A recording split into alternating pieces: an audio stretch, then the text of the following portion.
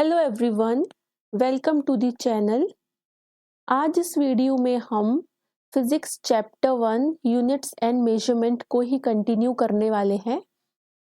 यहाँ तक हम ऑलरेडी डिस्कस कर चुके हैं, अब हम नेक्स्ट करने वाले हैं। ठीक है, तो चलिए शुरू करते हैं। आज हम सबसे पहले पढ़ेंगे कि लार्जेस्ट यूनिट क्या होती है टू मेजर मास। ठीक है, यहाँ पे लिखेंगे the largest unit to measure mass is, है ना। तो जो हमारी चंद्रशेखर लिमिट होती है वो हमारी लार्जेस्ट यूनिट होती है मास को मेजर करने के लिए। ठीक है, तो यहाँ पे लिख देंगे, सीधा डायरेक्ट लिख लेते हैं कि the largest unit to measure mass is Chandrashekhar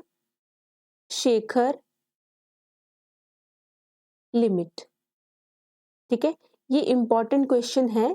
ठीक है, एग्जाम में ये डायरेक्ट भी पूछा जाता है। ठीक है, इट इज इक्वल टू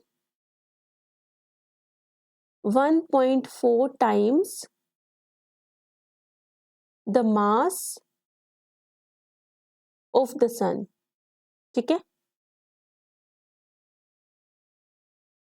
जिसका मतलब है कि 1 Chandrasekhar limit is equal to 1.4 times the mass of sun। ठीक है, नेक्स्ट इसके बाद हम डिस्कस करेंगे कि जो हमारी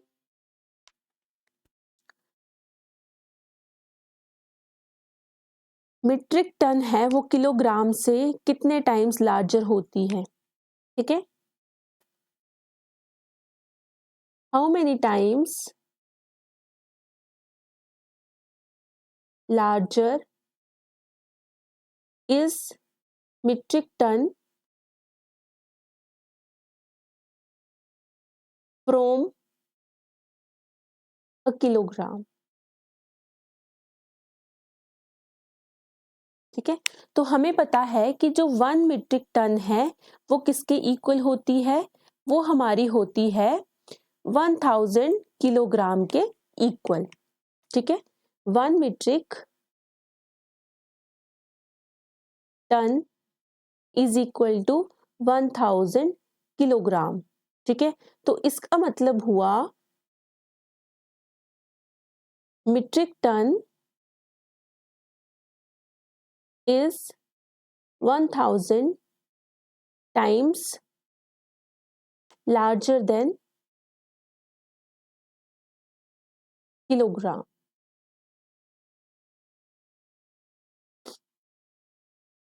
ठीक है, अब एक डेफिनेशन है कि हमारे पास जो एटॉमिक मास यूनिट होता है वो क्या होता है। ठीक है, atomic mass unit, atomic mass unit को हम AMU बोलते हैं। ठीक है, जिसको हम स्मॉल u से भी डिनोट करते हैं। तो it is defined as 1/12 the mass of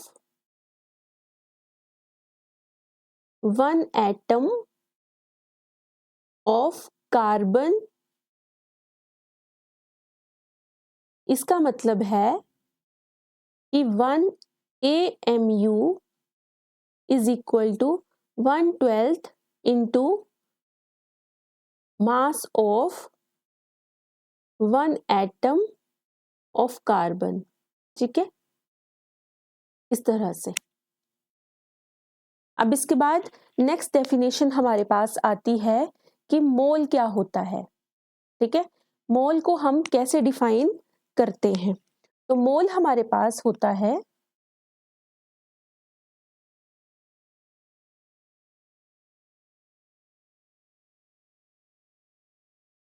mole is that amount of a substance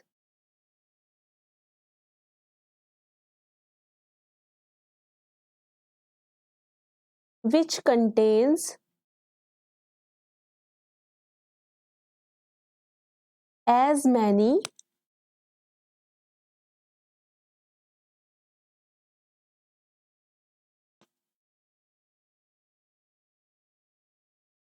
elementary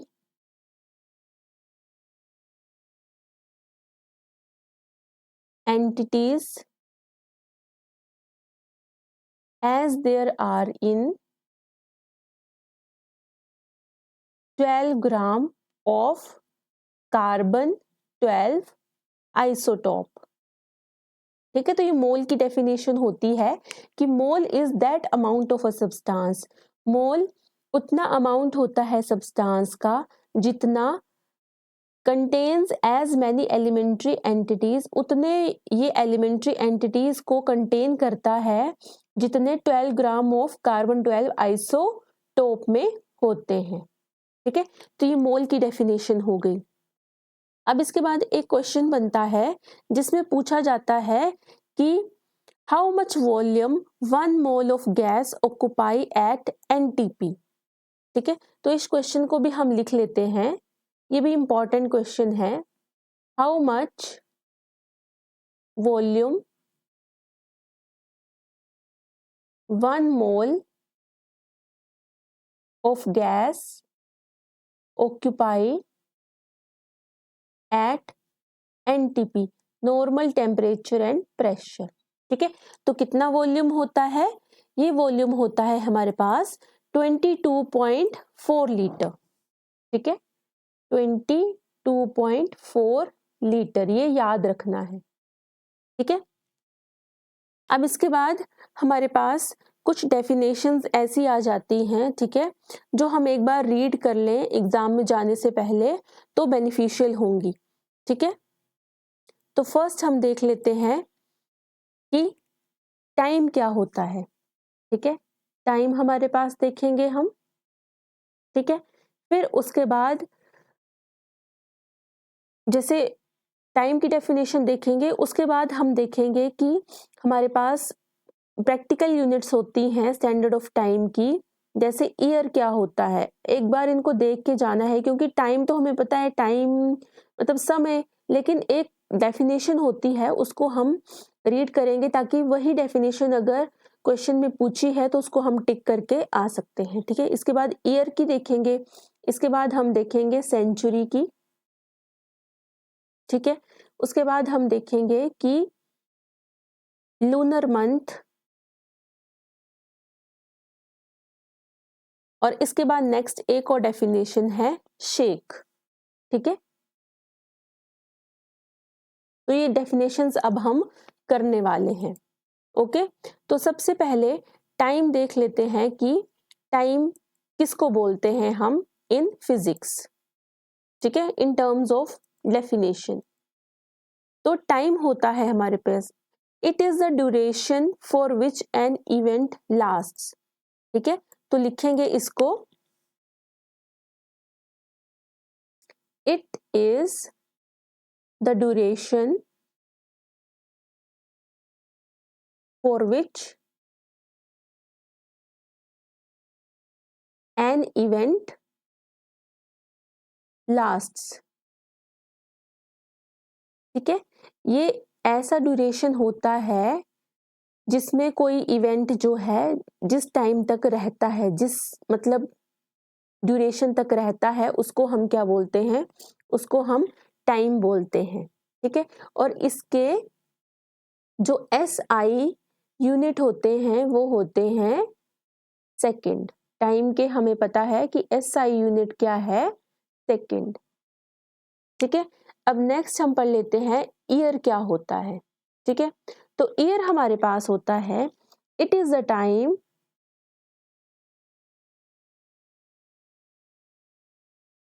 taken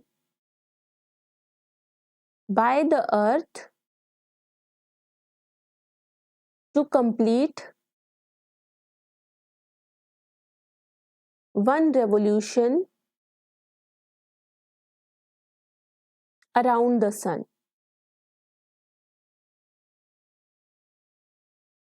ठीक है, तो ये ईयर की डेफिनेशन हो गई। टाइम जितना अर्थ लेती है एक रेवोल्यूशन को कंप्लीट करने के लिए सूर्य के चारों ओर। ठीक है, इसके बाद है century. It is the largest unit of time. Century क्या होती है? It is the largest unit of time. ठीक है, और ये किसके इक्वल होती है? It is equal to 100 years. ठीक है, नेक्स्ट है हमारे पास लूनर मंथ। ठीक है, लूनर मंथ क्या होता है? लूनर मंथ होता है हमारा time taken by moon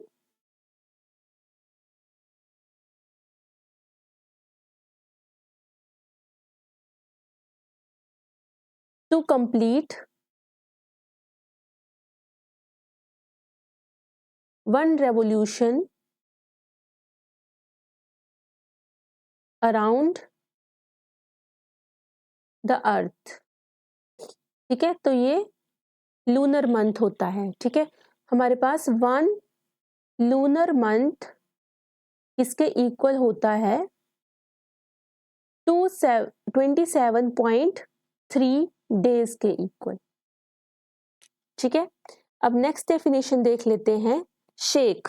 shake क्या होता है? द स्मॉलेस्ट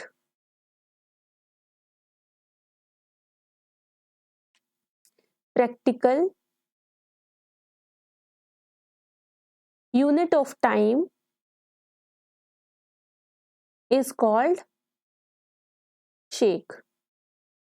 ठीक है, जो स्मॉलेस्ट प्रैक्टिकल यूनिट है टाइम की उसको हम शेक बोलते हैं, और ये किसके इक्वल होती है? इट इज इक्वल टू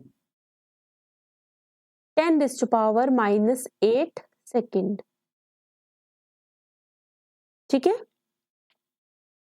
अब इसके बाद हमारे पास जब हम मेजरमेंट करते हैं तो उसमें कुछ वर्ड्स यूज होते हैं। ठीक है, मेजरमेंट में क्या क्या वर्ड्स यूज होते हैं? सबसे पहले यूज होता है हमारा एक्यूरेसी, उसके बाद precision of instrument and errors in measurement. तो ये हमारे पास एक्यूरेसी, प्रिसीजन और एरर जो है उनकी डेफिनेशन हम देख लेते हैं, क्योंकि इसके बाद हम एरर्स के बारे में बात करने वाले हैं कि वेरियस टाइप्स ऑफ एरर्स कौन कौन से होते हैं। ठीक है, सिस्टमैटिक एरर होता है। ठीक है, उसके बाद सिस्टमैटिक में भी हमारे पास इंस्ट्रूमेंटल, पर्सनल, नेचुरल एरर आ जाते हैं। उसके बाद रैंडम एरर्स होते हैं। ठीक है, तो ये जो भी एरर्स हैं इनके बारे में हम डिफाइन करेंगे आगे, लेकिन ये पहले जो एक्यूरेसी, प्रिसीजन और एरर है इसकी डेफिनेशन हम देख लेते हैं। ठीक है, तो सबसे पहले है हमारे पास एक्यूरेसी क्या होती है। ठीक है, उसके बाद हम प्रिसीजन पे आएंगे और उसके बाद हम आएंगे एरर पे। तो सबसे पहले एक्यूरेसी को डिफाइन करते हैं। Accuracy is a measure of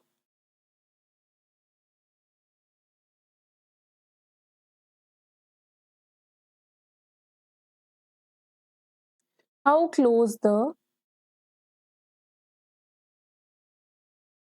measured value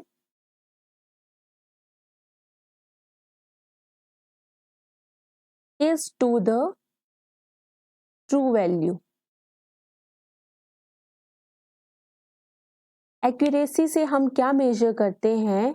accuracy major करती है कि जो हमारी मेजर्ड वैल्यू है वो ट्रू वैल्यू के कितने क्लोज है। ठीक है, जो किसी चीज की ट्रू वैल्यू होगी, एग्जैक्ट वैल्यू होगी, जब हमने मेजर किया तो वो उससे कितने क्लोज आई, तो उसको हम बोलते हैं एक्यूरेसी। ठीक है, इसके बाद है प्रिसीजन। तो ये होता है the limit to which the quantity is measured. ठीक है, किस लिमिट तक, है ना, हमने किसी क्वांटिटी को मेजर किया है, ठीक है, उसको हम प्रिसीजन बोलते हैं। ठीक है, इज कॉल्ड प्रिसीजन। एरर क्या होता है? एरर होता है difference between true value and measured value. ठीक है, error is equal to true value minus measured value.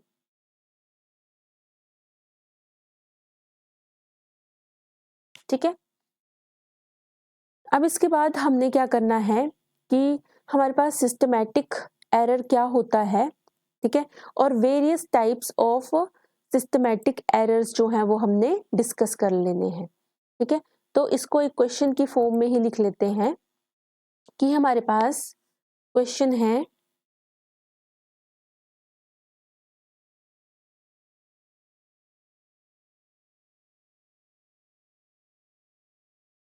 What do you mean by systematic error, what are various types of systematic errors। ठीक है, तो ये हमने दो चीजें डिस्कस करनी है। सबसे पहले सिस्टमैटिक एरर क्या होता है और उसके बाद उसकी वेरियस टाइप्स। ठीक है, तो सिस्टमैटिक एरर क्या होता है?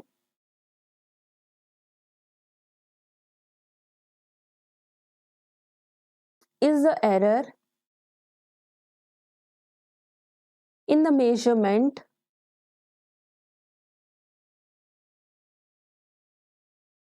which occurs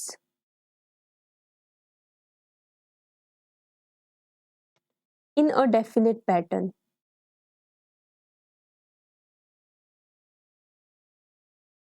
एक ऐसा एरर होगा हमारी मेजरमेंट में जो कैसे अक्कर करेगा, किसी डेफिनेट पैटर्न को फॉलो करेगा वो।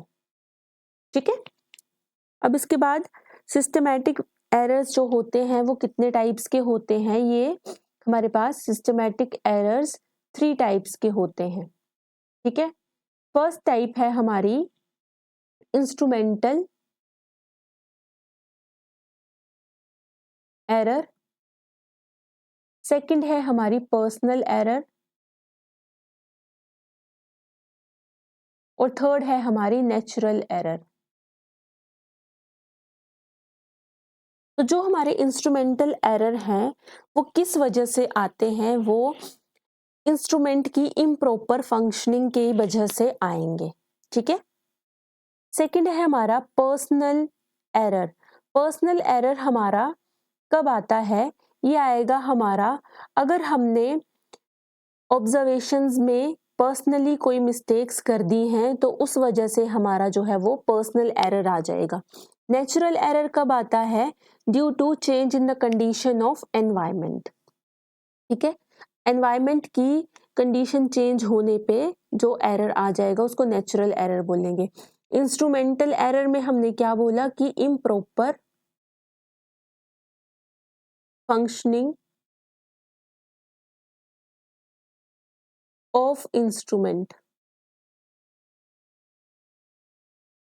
ठीक है, पर्सनल एरर में हमने बोला कि mistakes done while taking observations। ठीक है, और नेचुरल हमने कब बोला कि ये कब आता है? Due to change in conditions of environment.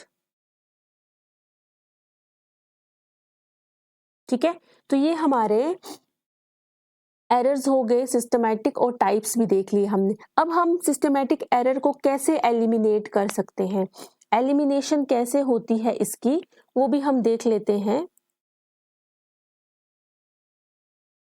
यहाँ पे लिख लेते हैं कि जो हमारे सिस्टमैटिक एरर्स हैं can be eliminated by finding the cause of errors। सबसे पहले एरर्स क्यों हो रहे हैं उसके कॉज को फाइंड करेंगे एंड देन रिमूविंग देम। ठीक है, तो ये हमने सिस्टमैटिक एरर्स के बारे में पढ़ लिया। अब इसके बाद नेक्स्ट जो है हमारा वो रैंडम एरर आता है। ठीक है, तो रैंडम एरर क्या होते हैं वो भी हम डिस्कस कर लेते हैं।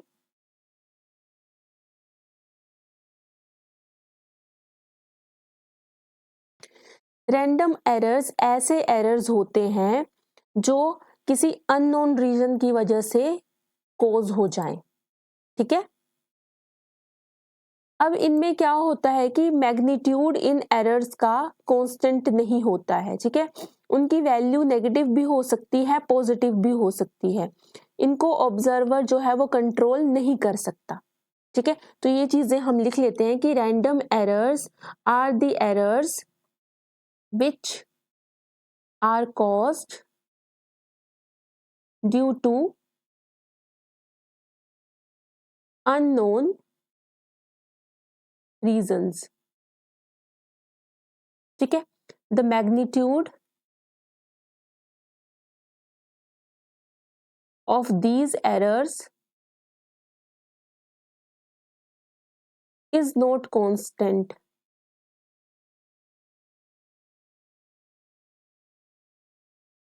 their values may be negative or positive।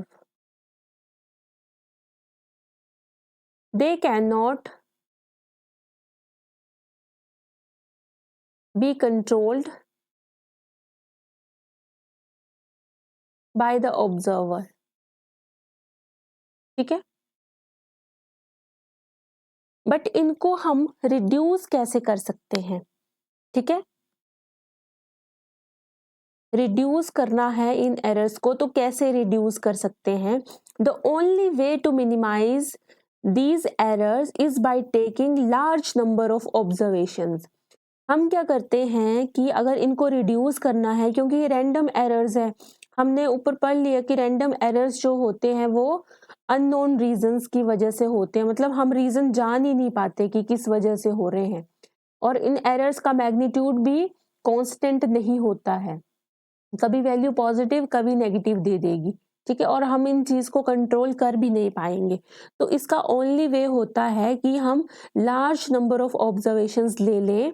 ठीक है, फिर उनका अरिथमेटिक मीन करें तो जो बेस्ट पॉसिबल वैल्यू आएगी उससे हम इसको रिड्यूस कर पाएंगे। ठीक है, ये हो गई इसकी रिडक्शन भी।